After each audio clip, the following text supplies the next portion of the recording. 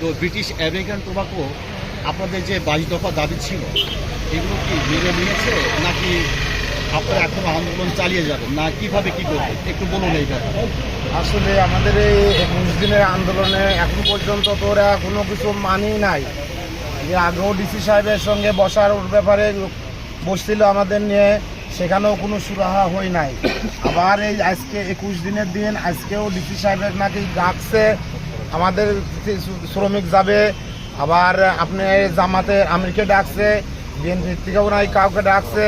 আবার এখানকার কন্ট্রাক্টর নাকি দুটো কন্ট্রাক্টরকেও ডাকছে। আবার শুনছি যে চাষিকেও ডাকছে। আসলে এটা আমাদের নিয়ে যদি মিউচুয়াল করার একটা সমাধান করতে চায় তাহলে তো এত লোকজনের ডাকার দরকার নাই। আমাদের শ্রমিকের পক্ষ থেকে আমাদের কোনো যাবে, মালিক পক্ষ থেকে আসবে, সরকার পক্ষের একটা লোক থাকবে, এই যথেষ্ট।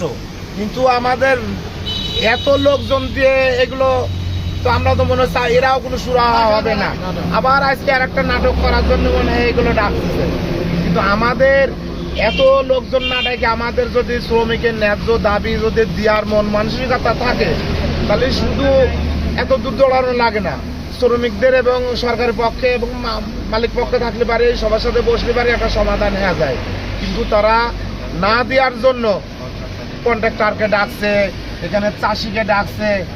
চাষিকে এটা কি, এরা কি টাকা আমাদের দাবি দেওয়া মেনে নেবে, না আমাদের দাবি দেওয়ার পক্ষে এরা একতা ঘোষণা করবে? এটা আমরা আসলে বুঝতে পারছি না এরা কি করবে।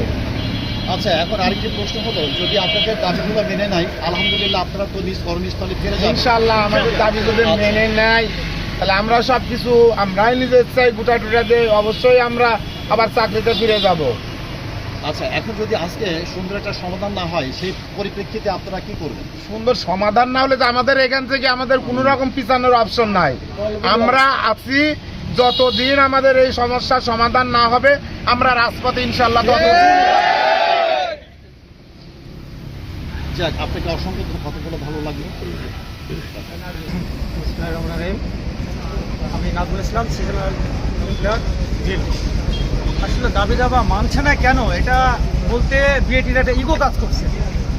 তারা মনে করছে আমরা ম্যানেজমেন্ট মানে বড় কিছু হয়ে গেছি যে শ্রমিকের কাছে কেন মাথা নত করবো। কিন্তু যেখানে সরকার অনুমতি দিচ্ছে, সরকারের মন্ত্রণালয় থেকে শ্রম মন্ত্রণালয় থেকে আমাদের অনুমতি দিচ্ছে যে আমরা এই 22টা যে দফা আছে আমাদের 22টা দফা পাওয়ার আমাদের ন্যায্য অধিকার রাখি, তাহলে কেন দিচ্ছে না? এই প্রশ্ন আপনার আমার সবার, পুরো দেশবাসী, এবং আমার মনে হয় গ্লোবালও বুঝতে পারছে যে এই প্রশ্নের উত্তরটা কিভাবে তারা দেবে। আজকে আমাদের 11টা মিটিং ডাকছে। এই 11টা মিটিংয়ে নাকি ঠিকাদারি কিছু লোকজন থাকবে, কিছু কোম্পানির ইন্ধনদাতা আছে, কিছু কুচক্রী মহল আছে, তারা আমাদেরকে নানা রকমভাবে নাজেহাল করার চেষ্টা করছে এবং তারা প্রশাসনকে মানে বিপর্যস্ত করার জন্য আমাদের বিরুদ্ধে কাজ করানোর জন্য নানা রকম পায়তারা করছে। এই বিরুদ্ধে আমরা সোচ্চার এবং আপনারা সাংবাদিক ভাইরা যারা আছেন তারা মানে সঠিক মূল্যায়ন করবেন, সঠিকভাবে লিখবেন, সঠিক কথা তুলে ধরবেন। আর আজকের আলোচনায় কি হয় বা না হয় এটা অবশ্যই আপনারা জানবেন এবং আমরা আশাবাদী একটা সুষ্ঠু সমাধান হবে। আর যদি সুষ্ঠু সমাধান না হয় আমাদের আন্দোলন আজকে 21 দিন চলছে, দরকার 21 মাস চালাবো আমরা ইনশাআল্লাহ।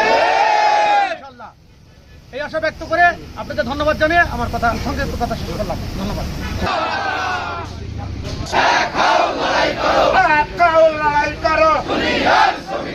শ্রমিকের সকল দাবি মানতে হবে মেনে নাও, মানতে হবে মেনে নাও। সরকারি আইন মানতে হবে মেনে নাও, মানতে হবে মেনে নাও। সরকারি আইন মানতে হবে মেনে নাও। শ্রমিকের সকল দাবি মানতে হবে মেনে নাও। তুমি কে আমি কে, শ্রমিক কেন রাজপথে, বিএটির জবাব দে। শ্রমিক কেন রাজপথে, শ্রমিক কেন লড়াই করো, লড়াই করো।